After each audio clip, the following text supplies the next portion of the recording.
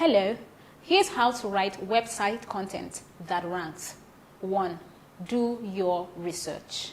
You can't get search traffic if no one's searching for your keywords on Google. That's why the first step is to figure out what your target audience is searching for. This process is known as keyword research. Ask yourself, what would my target audience type in Google if they were looking for my website? 2. Create the content. Here are some questions that could spark ideas. 1.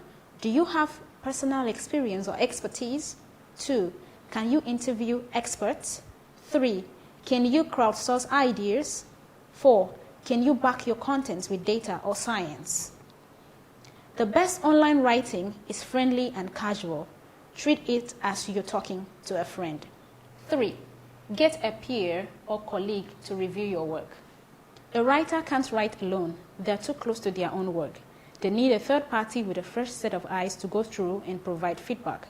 That's why authors hire editors. They're there to sharpen the prose and tighten the copy. If you have an editor to show your draft to, great. If not, you can always get the help of a friend, family member, or colleague. 4.